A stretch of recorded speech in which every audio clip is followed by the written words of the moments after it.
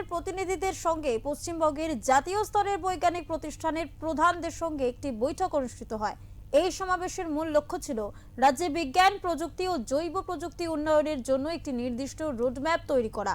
উপস্থিত ছিলেন বিজ্ঞান এবং প্রযুক্তি মন্ত্রী কল্যাণ চক্রবর্তী, প্রতিমন্ত্রী মৌমিতা বিশ্বাস এবং তথ্য ও সংস্কৃতি দপ্তরের আধিকারিকেরা। সম্প্রতি সল্টলেকের একটি বিখ্যাত হোটেলে পশ্চিমবঙ্গের জাতীয় স্তরের বৈজ্ঞানিক প্রতিষ্ঠানের প্রধানের সঙ্গে পশ্চিমবঙ্গ সরকারের প্রতিনিধিদের একটি উচ্চ পর্যায়ের বৈঠক অনুষ্ঠিত হয়। এই বৈঠকের আয়োজন করে রাজ্য সরকারের বিজ্ঞান, প্রযুক্তি ও জৈব প্রযুক্তি বিভাগ। এই বৈঠকের লক্ষ্য ছিল প্রাতিষ্ঠানিক প্রধানের সঙ্গে আলোচনা করে রাজ্যে বিজ্ঞান, প্রযুক্তি ও জৈব প্রযুক্তির উন্নয়নের জন্য একটি রোড ম্যাপ তৈরি করা। আলোচনা সভায় উপস্থিত ছিলেন বিজ্ঞান ও প্রযুক্তি দপ্তরের মন্ত্রী ডাক্তার কল্যাণ চক্রবর্তী এবং প্রতিমন্ত্রী মৌমিতা বিশ্বাস এবং তথ্য ও সংস্কৃতি দপ্তরের আধিকারিকেরা। এই সমাবেশে মন্ত্রী কল্যাণ চক্রবর্তী সরকার শিক্ষাবিদ ও শিল্পের সমন্বয়ের মাধ্যমে বায়োটেকনোলজি, স্টার্টআপ, ইকোসিস্টেম এবং বিজ্ঞানের প্রচার ও জনপ্রিয়তার দিকে বিশেষভাবে নজর দিতে বলেন।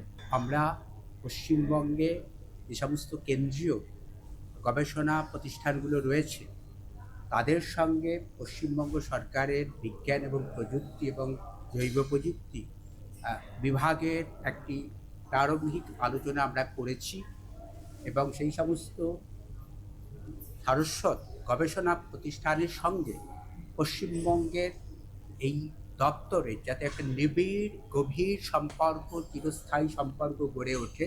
এতদিন সেই সম্পর্কটা ছিল না। আমরা কিন্তু রাজ্যের সঙ্গে কেন্দ্রের যে দূরত্ব অনেক বাড়িয়ে ফেলেছিলাম।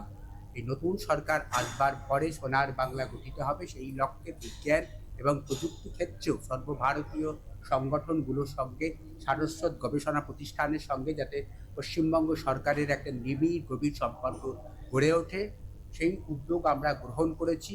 অপরদিকে আইআইটি খড়গপুরের ডিরেক্টর সুমন চক্রবর্তী জানান, আমরা রাজ্যের উন্নয়নের জন্য কাজ করতে চাই, কিন্তু এতদিন সুযোগ পেতাম না। নতুন সরকার আমাদের সেই সুযোগ দিয়েছে। সবসময় চেয়েছিলাম যে আমরা রাজ্যের সাথে সংযুক্ত হয়ে করতে পারি, তার কারণ এই রাজ্যেই আমাদের কর্মভূমি এবং এই রাজ্যের থেকেই আইআইটির বিস্তার।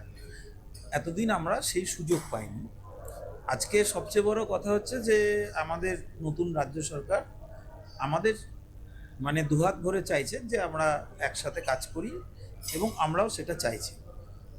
তো আমার প্রথম যেটা আমি ঠিক পরামর্শ বলবো, আমরা পরামর্শ দেওয়ার জায়গায় নিয়ে আমরা একসাথে কাজ করব, পরামর্শটা কোনো কথা নয়, যে আমাদের একটা রূপরেখা তৈরি করতে হবে। যেই রূপরেখাটা একটা সমস্ত যারা একটা কোনো বিষয়ের সাথে জড়িত তাদেরকে সংযুক্ত করে এমন একটা রূপরেখা যেটা বাংলাকে তার যে প্রাচীন গৌরব ছিল সেই প্রাচীন গৌরবের জায়গায় পুনঃপ্রতিষ্ঠিত করবে। এবং আজকের আলোচনার মূল উদ্দেশ্য হলো রাজ্যের বিজ্ঞান ও প্রযুক্তি বিভাগের একটি ভিত্তি স্থাপন করে বৈজ্ঞানিক সক্ষমতা বাড়ানো এবং নতুন উদ্ভাবনার সম্ভাবনাকে উৎসাহিত করা।